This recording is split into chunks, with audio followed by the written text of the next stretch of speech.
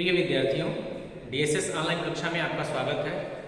आज हम सभी हिंदी व्याकरण के अंतर्गत क्रिया का अध्ययन करेंगे, जिसमें क्रिया का अर्थ क्या है, क्रिया की परिभाषा क्या है और क्रिया के कितने भेद होते हैं, उनका हम क्रमबद्ध तरीके से अध्ययन करेंगे। तो आइए सबसे पहले स्टार्ट करते हैं कि क्रिया है क्या, किसे आप क्रिया कहेंगे और क्रिया शब्द का हिंदी में क्या महत्व है, हिंदी व्याकरण में क्या उपयोग है।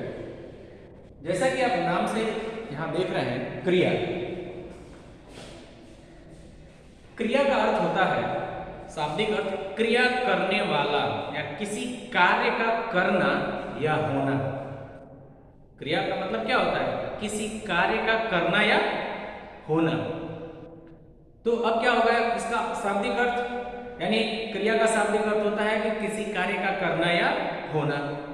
तो उसी अर्थ से हम इसकी परिभाषा बना लेंगे कि जिन वाक्यों में जिन शब्दों से किसी कार्य के करने या होने का बोध होता है या फिर पता चलता है, ऐसे शब्दों को हम क्या कहते हैं? क्रिया कहते हैं। यानी जिस वाक्य में किसी शब्द से कार्य के करने का या होने का बोध होता है या फिर पता चल रहा है, तो उसे शब्दों को हम क्या कहेंगे? क्रिया। यही मैंने यहाँ पे लिखा है, देखिए इसमें क्रिया का अर्थ कार्य का करना या होना। क्रिया का अर्थ होता है कार्य का करना या होना। अब इसकी परिभाषा हो जाएगी कि जिन शब्दों से किसी कार्य का करने या होने का बोध होता है, बोध अर्थात पता चलता है, बोध होता है, उन्हें हम क्या कहते हैं? क्रिया कहते हैं। ठीक है। जिन शब्दों से किसी कार्य के होने या करने का बोध होता है, ऐसे शब्दों को हम क्या कहते हैं? क्रिया कहते हैं। जैसे बाग में फूल खिलते हैं, बाग में फूल खिलते हैं, तो खिलते हैं यहाँ पे क्या है? ये क्रिया है। ठीक, यानी फूल जो है खिल रहे हैं, खिलने की क्रिया हो रही है। दूसरा जो उदाहरण है, अध्यापक बच्चों को पढ़ाते हैं, तो यहाँ पढ़ाने की क्रिया हो रही है। अध्यापक जो है बच्चों को पढ़ाने की क्रिया कर रहे हैं। इसी प्रकार रमेश दौड़ता है, दौड़ने की क्रिया हो रही है। पिताजी अखबार पढ़ते हैं, पढ़ने की क्रिया हो रही है। माँ खाना बनाती है या बना रही है, तो बनाने की क्रिया हो रही है। तो जिन शब्दों से किसी कार्य के करने या होने का बोध हो, उसे हम क्रिया कहते हैं। अब क्रिया को जो उसके रचना या फिर उसमें जो हम कर्म प्रयोग कर रहे हैं, उसके आधार पर इनको दो भागों में बांटा गया है। तो अगला जो टॉपिक है वो ये है कि क्रिया के भेद कितने हैं। देखिए क्रिया के भेद, यहां मैंने लिखा है क्रिया के दो भेद होते हैं। क्रिया के दो भेद होते हैं। एक विभाजन जो उसका किया गया है कर्म के आधार पर किया गया है, और दूसरा जो विभाजन किया गया है वो संरचना या फिर रचना के आधार पर भी कहीं दिया, रचना के आधार पर उसको विभाजित किया गया है कि क्रिया के कितने विभाजन होने चाहिए।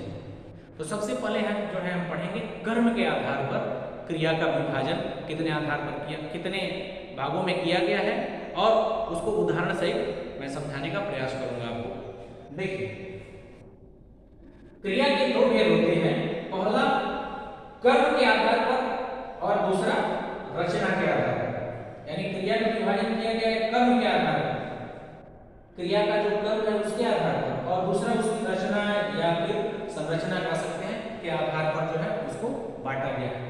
इसमें पहला है, ध्यान से देखिए कि कर्म के आधार पर क्रिया के भेद या कर्म के आधार पर क्रिया का विभाजन। तो कर्म के आधार पर क्रिया को दो भागों में बांटा गया है, जिसमें पहला है अकर्मक क्रिया, अकर्मक, और दूसरा है सकर्मक क्रिया। तो यहां अगर मैंने बताया था आपको कि अगर कोई भी परिभाषा आपको बनानी हो, समझनी हो, तो सबसे पहले उस शब्द का अर्थ जानने का प्रयास कीजिए। उस शब्द का अर्थ क्या होगा, तो लगभग आप परिभाषा का अनुमान लगा सकते हैं या समझ सकते हैं कि इसमें क्या चीजें होंगी। या देखिए नाम से स्पष्ट है, अकर्मक, अकर्मक यानी जिसमें अकर्मक क्रिया, यानी जिस क्रिया का कर्म न हो, जिस क्रिया का कोई कर्म न हो, अर्थात जिस वाक्य में, अगर किसी वाक्य में कोई क्रिया है तो उस क्रिया का जो है प्रभाव किसी कर्म पर न पड़कर स्वयं जो है कर्ता पर पड़ता हो। ठीक है, अभी मैं समझा रहा हूं इसको। और दूसरा जो है स्वकर्मक क्रिया, यानी क्रिया कर्म के साथ हो। किसी वाक्य में अगर क्रिया आई हो तो उसका कर्म भी हो। ठीक है, तो उसे हम कहेंगे सकर्मक क्रिया। देखिए, अकर्मक क्रिया, वाक्य में जिस क्रिया का कोई कर्म न हो तो उसे हम क्या कहेंगे? देखिए, आपने लिखा है कर्म नहीं होता, कर्म नहीं होता है। वाक्य में जिस क्रिया का कर्म नहीं होता उसे हम कहते हैं अकर्मक क्रिया। ठीक है, समझ में आया? यदि किसी वाक्य में क्रिया है तो उस क्रिया का कोई कर्म ना हो। जैसे मान लीजिए कि पिताजी या रमेश पढ़ता है, एक सेंटेंस मैंने लिख दिया या बता रहा हूं कि रमेश पढ़ता है। अब इसमें क्रिया तो हो रही है, ठीक है, क्रिया हो रही है ना, पढ़ने की क्रिया हो रही है, लेकिन उसका प्रभाव किस पर पड़ रहा है? रमेश पर। अर्थात रमेश यहाँ क्या है? कर्म है। जैसे मैंने उदाहरण लिखा, यहाँ देख लीजिए, रमेश पढ़ता है। ठीक है, इसमें पढ़ता क्या है? पढ़ता है क्रिया हो गई। अब इसका प्रभाव, इस क्रिया का प्रभाव किस पर पड़ रहा है? कर्ता रमेश है, उस पर पड़ रहा है, और यह क्रिया हो गई। यहां यह स्पष्ट नहीं है कि रमेश क्या पढ़ रहा है, अखबार पढ़ रहा है या कोई पुस्तक पढ़ रहा है या क्या पढ़ रहा है।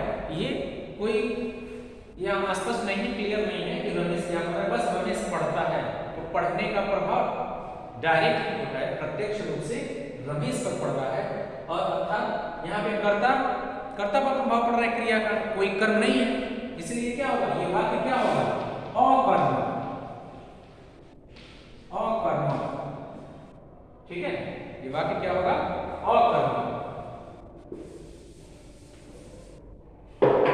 वही चीज मैंने यहां लिखा है, अमित दौड़ता है। अकर्मक क्रिया, दौड़ने की क्रिया हो रही है, किसके द्वारा? अमित के द्वारा। इसका प्रभाव किस पर पड़ रहा है? इसका प्रभाव पड़ रहा है अमित पर, यानी अमित क्या है यहाँ? अमित करता है। ठीक, इसमें कर्म का अभाव है, इसीलिए अकर्मक क्रिया। अनीसा पढ़ती है। अब यहाँ स्पष्ट नहीं है अनीसा क्या पढ़ रही है, पुस्तक पढ़ रही है, अखबार पढ़ रही है, क्या पढ़ रही है, क्लियर नहीं है। तो पढ़ने की क्रिया हो ही रही है और इस क्रिया का प्रभाव कर्ता पर पड़ रहा है। कर्ता यहाँ पे क्या है? अनीसा है, तो ये भी अकर्मक क्रिया हो गई। ठीक, दूसरा जो है सकर्मक क्रिया। अगर आप अकर्मक क्रिया को समझ गए तो उसका उल्टा जो होता है वो सकर्मक होता है। अर्थात जिस क्रिया का कोई निश्चित कर्म होता है, यानी जिस क्रिया का कोई कर्म हो उसे हम क्या कहेंगे? सकर्मक क्रिया कहेंगे। जैसे वाक्य में जिस क्रिया का कर्म होता है, देखिए यही परिभाषा मैंने लिखा है, वाक्य में जिस क्रिया का कर्म होता है उसे सकर्मक क्रिया कहते हैं, यानी क्रिया कर्म के साथ आई। जैसे अब मान लीजिए मैंने एक उदाहरण बताया था कि रमेश पढ़ता है, ये क्या है? अकर्मक क्रिया है।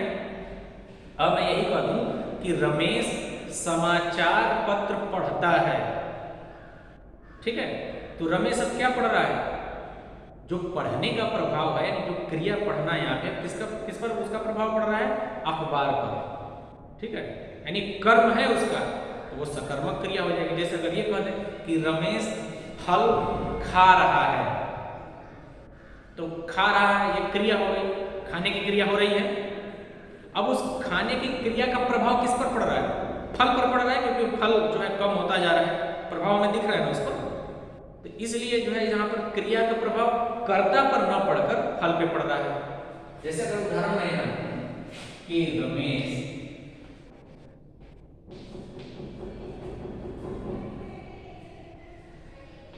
फल खा रहा है।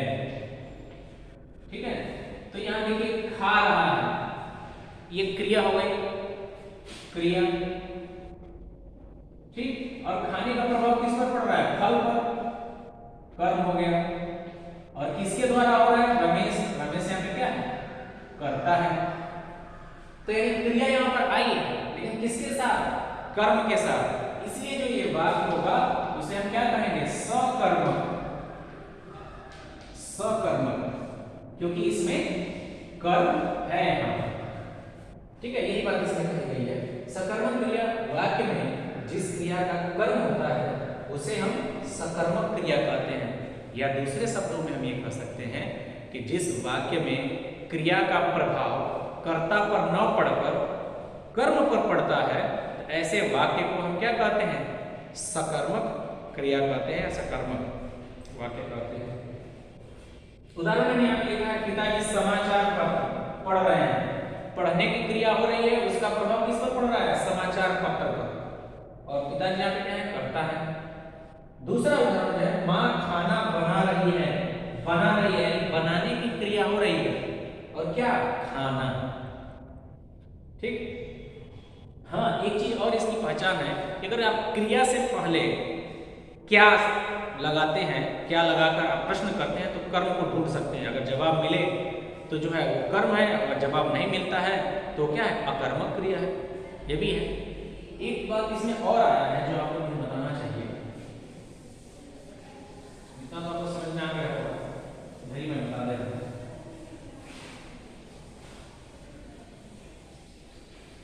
कि इसमें धातु की बात आती है। जैसे धातु, धातु किसे कहा जाता है? ठीक। क्रिया का जो मूल रूप होता है उसको हम धातु कहते हैं। क्रिया का मूल रूप, मूल रूप धातु कहलाता है। क्रिया का मूल रूप अब क्या है? जैसे मान लीजिए पढ़, लिख, खा, गा। अब इसे देखिए, ये जो हो गया ये धातु रूप हो गया, यानी क्रिया का मूल रूप। इसी में जो है हम ना प्रत्यय जब लगा देते हैं, मैंने आपको प्रत्यय पढ़ाया उपसर्ग व प्रत्यय, जब इसमें ना प्रत्यय लगा देंगे तो ये हो जाएगा पढ़ना। पढ़ना हो गया। अब ये हो गई आपकी क्रिया, ये क्रिया और ये धातु, या इसे हम कह सकते हैं मूल रूप भी कहते हैं, धातु या मूल रूप। उसी तरह से लिख में देखिए, जब ना प्रत्यय लगा देंगे तो लिखना। ठीक। उसी प्रकार खा में अगर ना लगा देंगे खाना, और ये हो गया गाना। ठीक है। अगर जा है तो जाना।